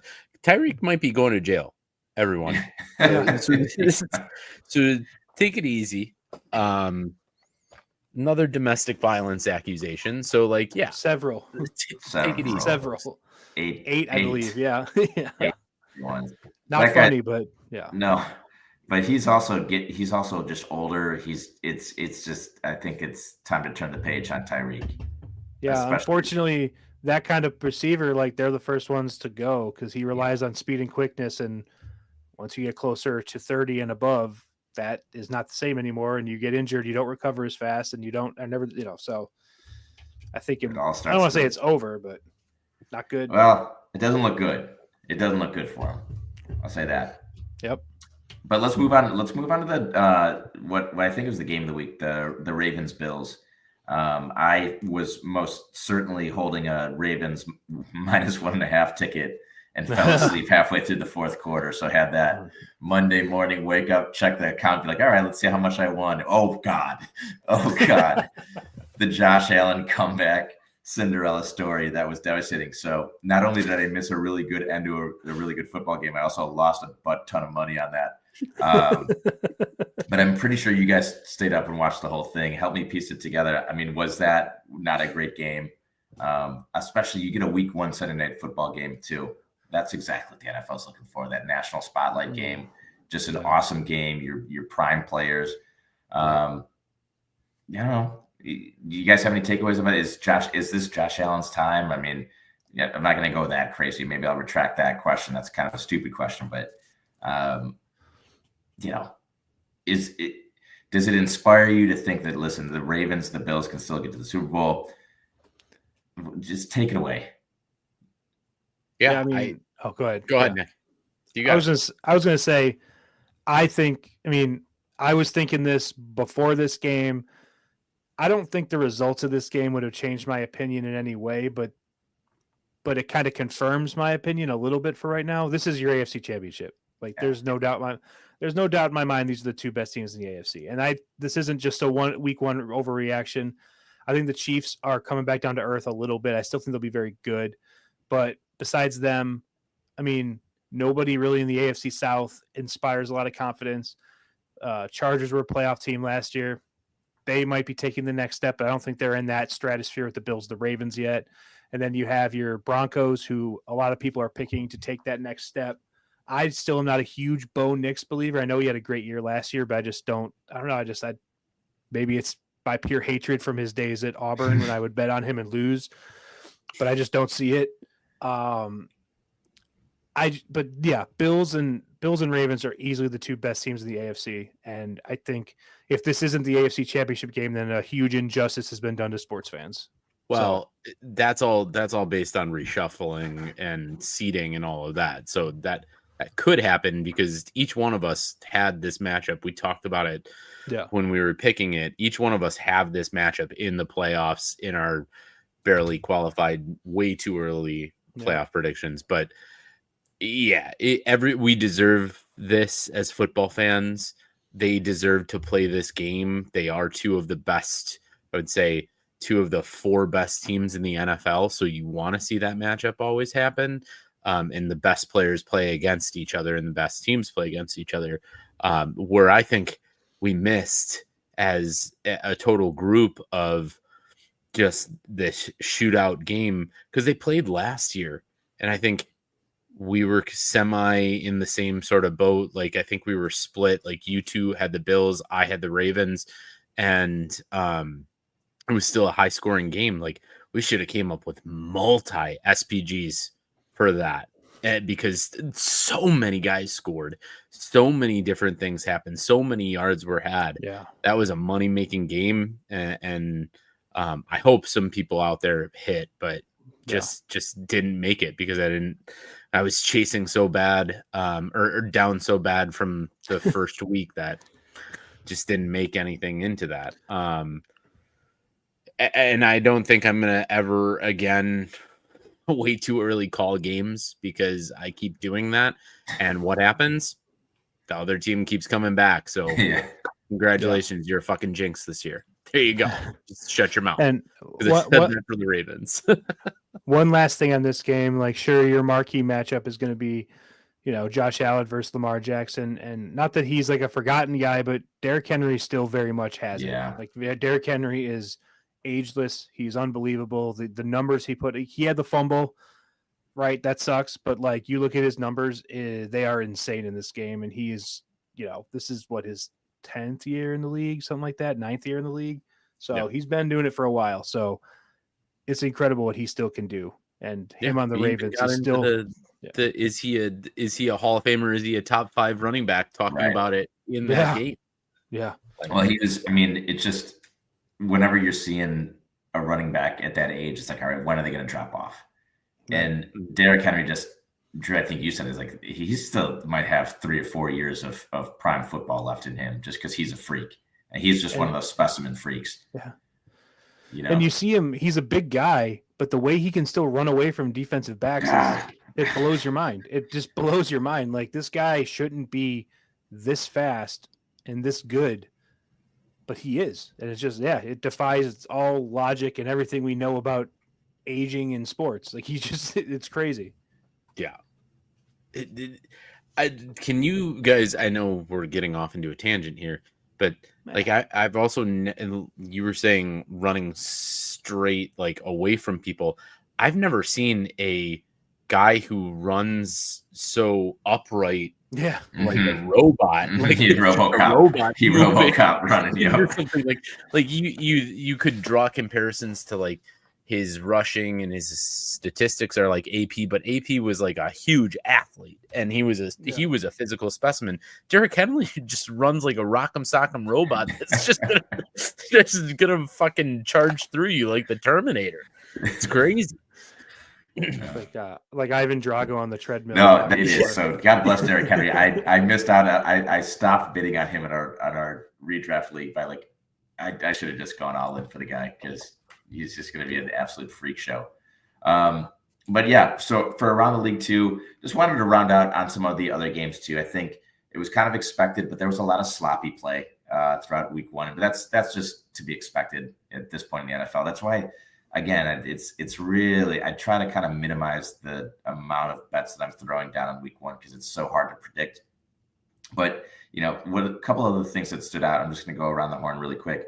The Bengals and Joe Burrow and company kind of got off to a sluggish start against the Browns. They did not cover. That was one of my bets was Bengals -5.5. They won by a point. So still eked out the win, but a lot of tough starts for some fantasy players too, right? You had the first round picks of the world, the Jahmyr Gibbs, Jahmyr Chase, Nico Collins of the world putting up like less than 5 points each in fantasy, which is interesting. But again, that's kind of the unpredictability of week 1. So who knows, maybe out of the week 1 hangover of some slow starts to fantasy squads and teams, people can kind of get back. And that'll actually transition us into our podium list this week, where we're going to talk about really quick. The worst. Yeah, go for it, Drew. Really good transition, by the way. Thank you. It's a great transition. Great transition. Get us into that. There's one game we didn't touch on, and I think we didn't want to touch on it because we hate the guy. Is you do kind of have to give props to Aaron Rodgers. That's a great point. Of throwing for 4 touchdowns. I think a little bit of that was the animosity against the Jets. And then you're going to, so watch out. Like, I think he's going to plummet downhill, get back into his ashwagandha style or whatever the shit that he takes is. So, yeah. But you got to give props to that game because that was the one game nobody was expecting anything to happen for, other than Jay. I believe that was my over of the week, but at 38.5 points, and they scored about 70 fucking points in the game total combined. That was, I believe, the only game on Sunday during the day before Sunday Night Football that went over. I believe. Yeah. And props to Justin Fields. Props to them both swapping, and seemingly they might have some lasting effects on those teams, but. Justin Fields is kind of slinging it. Yeah, he was not just running; he was kind of slinging it. He looked pretty good, guys. He was kind of slinging. That was the part that's the scariest. Is he looked good. He looked good. But again, hey, you know what? It's 1 week. But I will also say this: in one of my other super flex leagues, I started Tua over Aaron Rodgers. I was like, oh yeah, Tua should get some points. Aaron Rodgers is washed. Yeah. Uh-huh. So bummer. How'd you do in that matchup? How'd you do? Oh, lost by an infinite amount of points. So luckily that was not the reason I lost. Everything else was too. So, I'm not going to lose any sleep over it. I just have a shit team in that one. What are you going to do? But no, I think we'll have to be on Justin Fields' watch too going forward too, because if he turns out to be like pretty good on the Jets, that would suck. Obviously, that would suck. Yeah. But no, good call out there, Drew. That Aaron Rodgers good, Justin Fields good, Bears lose. Pretty bummer recap there. Packers fucking dominate.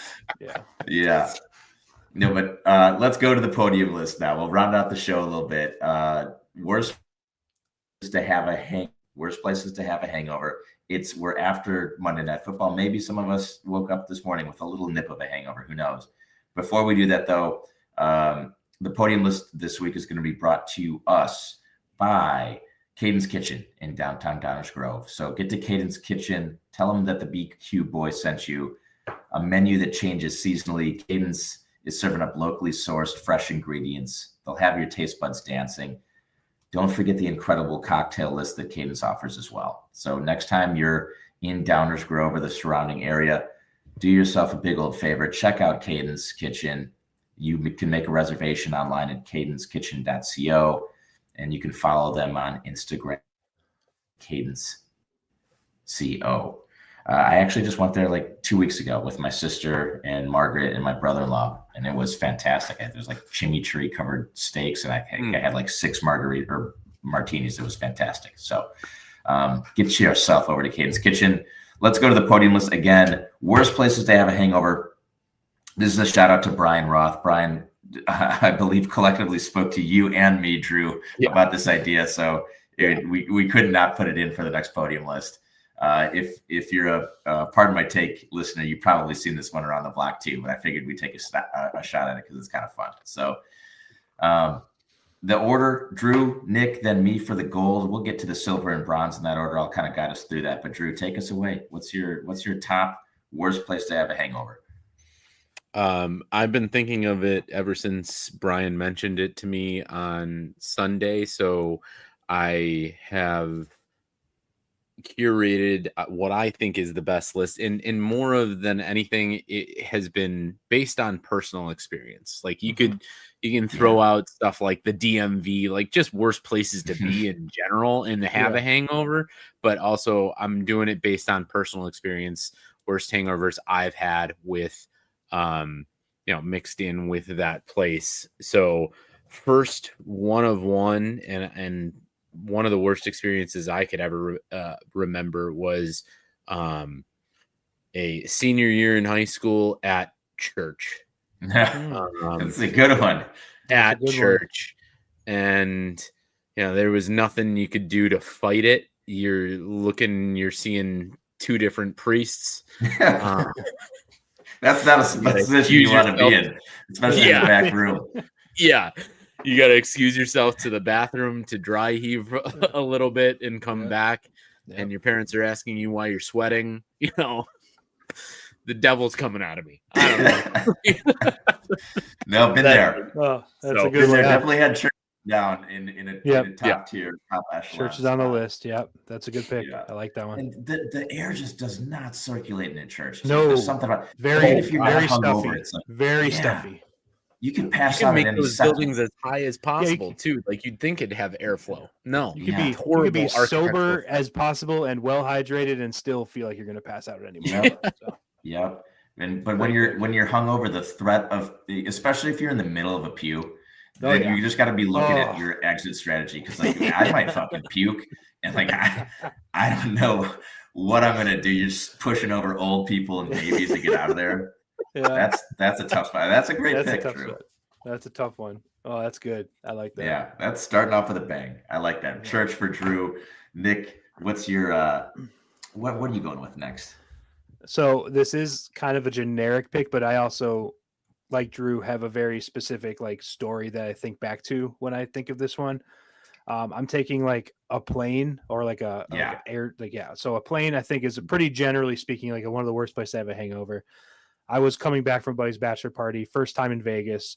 Took an early Sunday morning flight home. I had to be there at I had to be at the airport at like 5:30 in the morning or something like that. I wanted to get home earlier, so I thought the earlier flight, whatever. Anyway, get to the airport. We're barely getting along, but we get there. I get to my seat. I'm a middle seat, obviously. I sit down. There's this woman sitting on the window, and the aisle seat is vacant. And this is probably like 5-6 years ago. You guys know I was a big guy 5-6 years ago. And I'm still a big guy, but like I was a big guy 5-6 years ago. So I'm feeling bad for this girl crunched up against the window already. And all of a sudden, like we're getting closer and closer to departure. There's nobody in the aisle seat. We're looking pretty good. Oh no.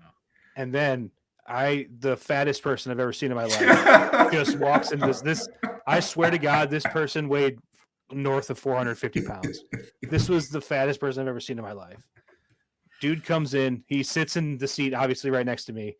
I am like sandwiched between the fattest person I've ever met in my life and this poor girl, hungover as shit, leaving Vegas. And like this guy needed, like he had to get a seatbelt extension. Oh yeah. On the seat on the plane. It was awful. It was the fucking worst. I mean, I remember like my buddy was on the same flight. I texted him, "There's always a bigger fish." It was fucking crazy. So yeah, airplane. That specific time, but airplane. Oh damn, Nick, that's good, man. That's a good one. Yeah. It was Plus, brutal. with an airplane, there's nowhere to go. Where Where you are you gonna gonna go? go? You jump out? Yeah. And- I mean, it I might mean, sound I fine. wanted to. at the I moment. wanted to. Yeah. Yeah. Eject. Time to go. Yeah. Yeah. All right. I've had enough of this. See you guys.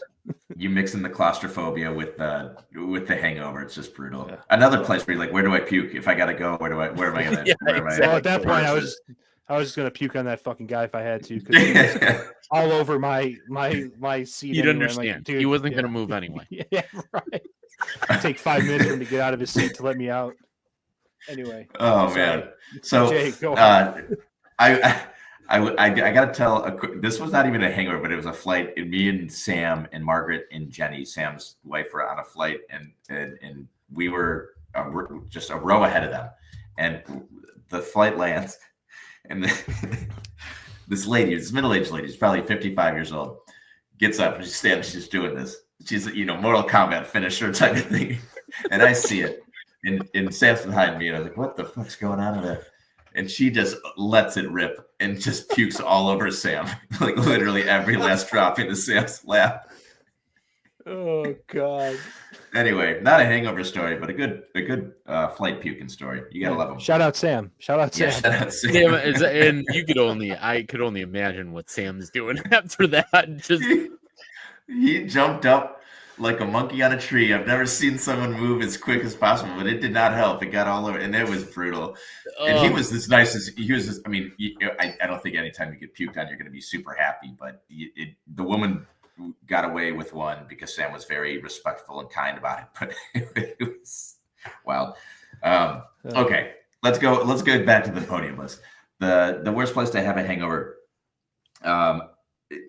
Nick, my flight was number one for me. That was a great story, but it's anytime you're coming home, and I kind of grouped that in with like maybe like a drive, but I'm gonna go similar to church but different, but a wedding. That is just a tough spot to be because a lot of times it doesn't go till the afternoon, and you're trying to get ready for the day, but it's so hard not to get. You're seeing everybody, the rehearsal dinner, the gathering the night before, especially if you're out of town. And you want to have that wedding be the time when you're getting after it. And if you're taking credits away by being hungover at the wedding, and sometimes drinking an exorbitant amount can kind of can shake that hangover, which is fine. I would almost put a caveat: being hungover at your own wedding. Not that I ever was, guys. Not at all. But it's a tough spot to be because you want to enjoy the time. So I'm going to go with wedding. Yeah. Put that in my goal. Yeah. I think wedding's a great pick. I think you said if it's your wedding or if you're standing up in the wedding or something like that, it's just like, that's like, not that all eyes are on you all the time, especially if you're just like a groomsman, but like you kind of feel like you are because everyone's staring and facing at you. And we talked about a lot of weddings are in churches, the not great airflow from church. It just, so all that. You're standing if you're in the wedding. You're standing, and Yeah. that is pass out central. Tuxedo. Yeah, You're wearing a fucking tuxedo. Hot day. Yeah. It's you're primed for a pass out or a puke or something. Luckily, knock on wood, I haven't yet. But Dan Lindbergh's wedding, That was the closest I've ever been to a combination 1-2 punch of a puke pass out while standing up at that wedding. I was on the verge. So we'll go to the silver. Nick, you're leading us off with the silver. I'll go second. Drew, you'll round out the silver. But Nick, let's kick it back over to you. All right. Like Drew said about his, mine are all very specific experience based. So I'm gonna go. I'm gonna go with a child's birthday party. So this is a little bit. Well, my experience is a little bit different because it wasn't so much a hangover as much as it was just sleep deprivation. So Drew, actually, for your bachelor party, if you remember correctly, my son's birthday was the next day, and we had baseball team pictures that morning. Yeah. I left your bachelor party at about 3:30 in the morning and just drove straight home. Just like, yeah, I'm going to go home. See you guys later. I wasn't drunk. For the listeners, I stopped drinking. I was not drunk at all, but I had been awake for close to 20 hours at that point, and I decided to get in the car and drive at that point. Got home at about 7 in the morning, 6:30 in the morning, something like that, whatever it was. Went to baseball pictures. It was my son's birthday, so we took him to this place called Kids Empire. It's basically a discovery zone, but today, and brought a bunch of a couple of his friends met us there. So it wasn't like a true like birthday party you're thinking of, but it was close enough. And just like the screaming of children and the being uncomfortable and the being dehydrated and just being thirsty, it was miserable. And I could see how that would also play for a hangover. So I'm taking a child's birthday party. That's top notch. That is top notch. Because then you also have to kind of socialize a little bit. Not that you have to, but there's that pressure to socialize with the other folks. You do have a responsibility to kind of watch your kid a little bit. There's just 100%. Because this wasn't like a place we rented out. This was open to the public. So like I had to keep an eye on the kids, and it was one of the most. I had to really struggle. I struggled to get through it, but we got through it, and the kids had a good time. So that's really what matters. But it was hard for me. So long day. Jay Silver. Yeah. Oh man. I distinctly remember saying goodbye to you that night or that morning. Yeah. And being like, are you sure you got to go, dude? That's a lot. That's a lot to get home to. Yeah. It was, if I would have went to sleep, I would have not woke up on time, and that would have been a disaster. So anyway, I stand by that decision. It worked out. All right. I'm going to take kind of an easy one here, but I think it's as applicable as it gets. And we've all been there. There's nothing worse than being hungover at work. You're in the office, you got to go through an 8-hour grind, and you didn't get any sleep the night before. And you're just trying to figure out, how can I get through this day and survive? Have, Microsoft Excel up and just like pretend like you're doing something, maybe try to catch a nap in the bathroom or something. Our office has a chair, like a couch in it, and I've taken a nap on that couch when I've been hungover before. And I'll probably do it again at some point. But that is, I just hate that, because you got to go through the whole motion, and there's no chance of getting work done. It's just trying to survive in advance and survive the day. So I'll keep it simple. It's not as entertaining or fun. I don't have a specific story to go along with it, but it's pretty universal, I feel. So work it is. Mm-hmm. Yeah. No, if it wasn't so kind of, not saying it's a bland pick, it's just such a common occurrence that like it's very vanilla. That sucks. We're doing it and we're getting through it. I think that's what makes it a value pick there, Jay, because you have so many. Everyone's been there. Everyone's there. That was what I was gonna go with. Instead, I'm gonna go with the gym. I do have a specific occurrence that I remember, and why you would go to the gym when you're hungover. Yeah, we all did it in our 20s because we're idiots and we think, I never did. But back in the day, at least I know Jay and I used to. We like the schwitz. Oh, good schwitz after our workouts. Yes, sir. And combined with being hungover and not drinking a whole lot of water, and then going in the steam room afterwards, probably not a great combination for your body. Definitely had an occurrence where I hit the ground in front of a bunch of gentlemen. And He's not going great. down, You know, folks. when you're in a towel, you know, a lot of the older gentlemen just you know, they're in the buff. But you're in a towel, and then all of a sudden your towel comes off, and you're just bare asses, face up, you hit the ground, Slowly going down. yeah, just slink down, slinky into the ground. Oh, Not a great look. So I'm taking the gym. yeah, Drew, Oh, no man. stranger to sleeping on a random floor somewhere. Yes, true. That's true. That is true. Oh, man. Oh, Drew, I love that story. That's good. All right, let's get to the bronze. I'll go. Then it's Drew. Then Nick, you'll round us off here. Let's do it. Possibly a controversial pick, but hear me out and the reasonings why I hate being hungover on the golf course. It's like home. I am there a lot, but the whole round, it's like I gotta go. I gotta do something. You know, it's like you want to enjoy the round. You want to get drunk on the round, not be hurt from being drunk.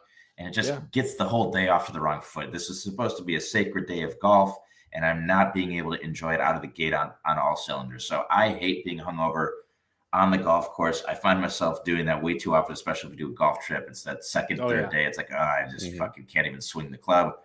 And it turns into, I'm going to ride in the cart, listen to music, get drunk again so I can level off. And it's honestly, I feel like that's a strong contender for a damn good sleeper pick at the bronze level is on the golf course. I had it on my list. I love that pick. I really do.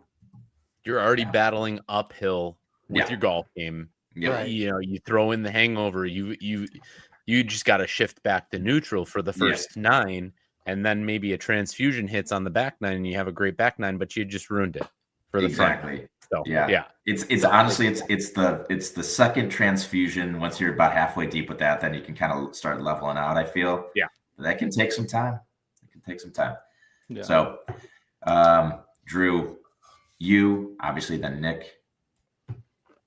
Yeah, and I think you kind of mentioned it in the first round, but I'm glad you didn't go into any detail or talk details, Jay, because it definitely is a downgrade from what Nick picked, but I am taking a road trip or car ride, long one. I mean, we've had many.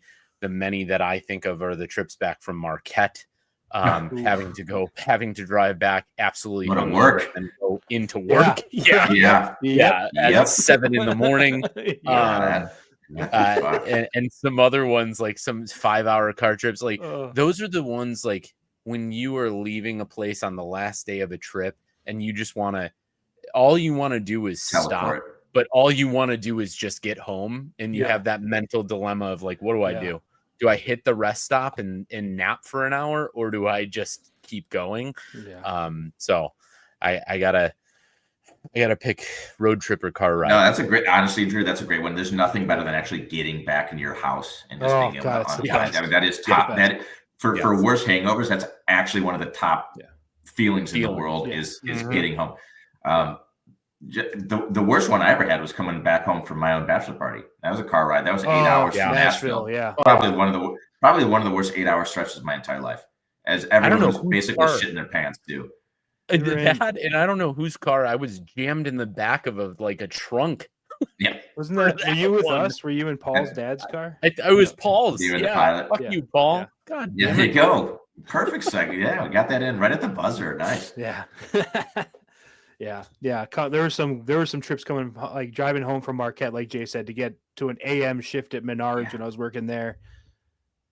Rough, but campus college Friday. I mean, it was like, okay, you went to bed at 4. You had to wake up at 6 to get to work by 8. Yeah. What are we doing? Yeah, and then an 8-hour shift. Yeah. We were. Yeah. All right, I am going to round this off with one that I think is I haven't done this in years, but I know Jason that this summer had a situation like this, and I heard about it and I was empathizing with him because it sounds like the worst thing in the world. So I'm going to take a day game in the Wrigley bleachers in July. Is the worst place to have a hangover. It's very Yeah. specific. It's very specific, but that sucks. Oh, It's fucking terrible. There's no wow. shade. There's no relief. You are just stuck there. Your only option is to drink more beers, and that takes time to get you to level off, like you said. So,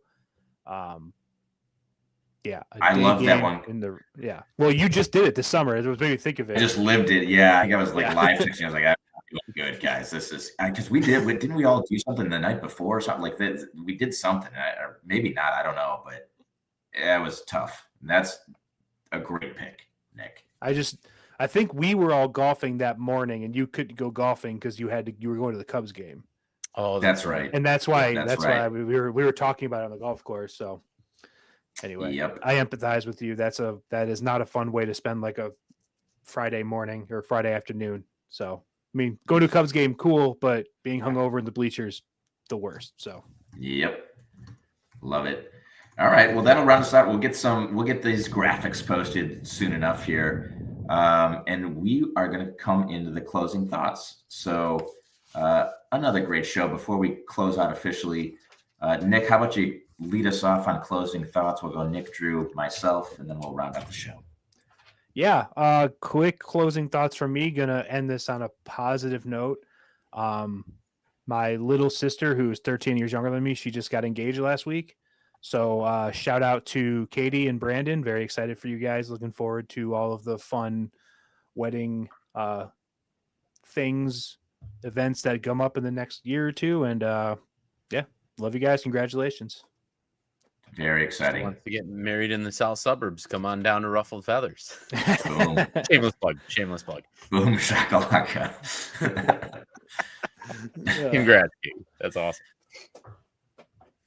Drew, take us away, baby. Yeah, my closing thoughts are to round this out, like Nick said, in a positive way. Guys, let's not get too negative after week one. We've seen it before. It's on repeat with the Bears. Let's try to have our vibes a little bit higher going into week two. We got a big matchup this week against the Lions. We're going to review it. We're going to preview it in a few days here for you, but don't dwell too much on the negatives of Caleb, the negatives of coaching, the negatives of anything. Try to take out some positives. It's a good change so that Chicago sports sanity can be saved for another week, because you can't take another 16 weeks of this consistently. So just stay positive. Let's stay positive. Nick tried it last year with us. We got a little negative through the remainder of the season, but we're gonna try to get back in the positive zone. So stay positive with it. Well said. Needed to hear it. Need that positivity. It's only week one, right? So well said. I'll close this out. I need to do a shout out to my wife, Margaret.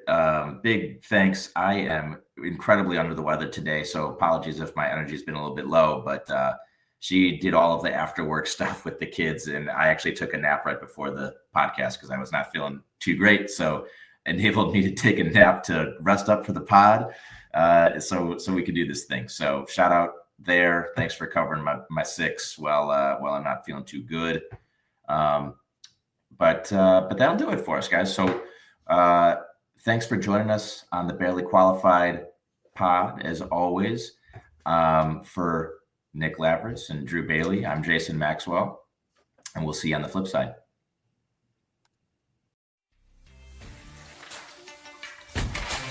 Thank you for listening to the Barely Qualified podcast. Like, comment, subscribe for more on a bi-weekly basis.